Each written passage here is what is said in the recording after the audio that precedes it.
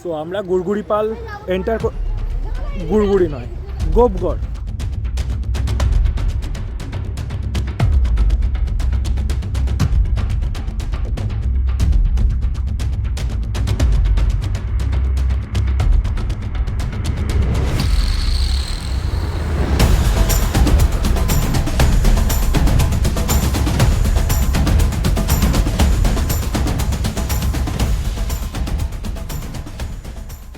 বাবারে, এটা পুরো পিকনিক স্পটে চলে এলাম।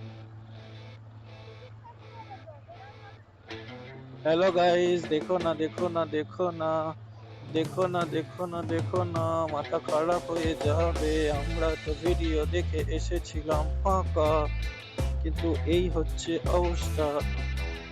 দেখো না দেখো না দেখো না, এই হচ্ছে আমাদের দক্ষিণবঙ্গের নর্থ বেঙ্গল। বাহ, সুন্দর। এই হচ্ছে দক্ষিণবঙ্গের পাইন ফরেস্ট। অসাধারণ লাগছে, অসাধারণ। সত্যি একসময় দীঘাতে এইরকম আমরা দেখেছিলাম, কিন্তু আমাদের দুর্ভাগ্য, উন্নয়নের জন্য প্রকৃতির সৌন্দর্য শেষ। না, এখানে আজকে আর কিছু মজা করার মতো নেই।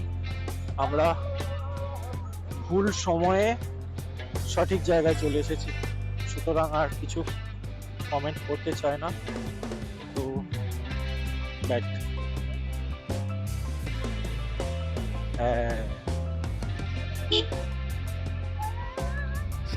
ইচ্ছা তো করছে এখানে পিকনিক করি, কিন্তু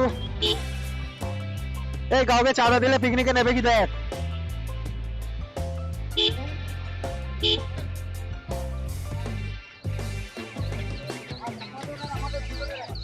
সো আমরা গুড়গুড়িপাল এন্টার গুড়গুড়ি নয়, গোপগড়।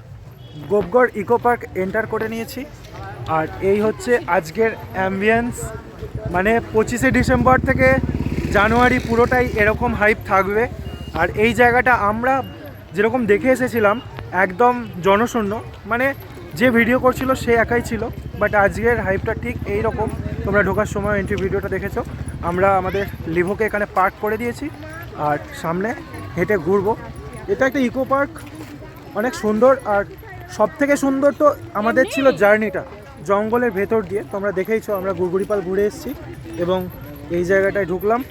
আর সামনে আছে ওয়াচ টাওয়ার। পুরো জায়গাটা ভিড়, কলকাতা ইকো পার্কের থেকেও বেশি ভিড়। তোমরা যারা বারবার কলকাতা ইকো পার্ক ঘুরে বোর হয়ে গেছো, তোমরা এই জায়গায় আসতেই পারো। আর পিকনিকের জন্য একদম আদর্শ জায়গা। আর কনজেস্টেড প্রচুর, তোমরা যদি এইটাকে কনসিডার করতে পারো তো বেস্ট অপশন। দেখো গাইস, সবাই পিকনিক করছে আর আমরা দেখছি। মনে হচ্ছে কারো একটা পিকনিকে চলে যাই আর গিয়ে খাওয়া দাওয়া করে নিই। রাজবাড়ি এত ছোট, তাহলে পুরনো বাড়ি। আমাদের বাড়িটাও এরকম হেরিটেজ হয়ে যাবে। হ্যাঁ, আমাদের গঙ্গাপুরের বাড়িটাও হেরিটেজ হয়ে যাবে। তো ভিড় হয় গিয়ে দেখতে পারো। আমরা গিয়েছিলাম ওখানে। কি গো, আমাদের গানটা হবে নাকি? এই পথ যদি না শেষ হয় তবে কেমন বলো তো।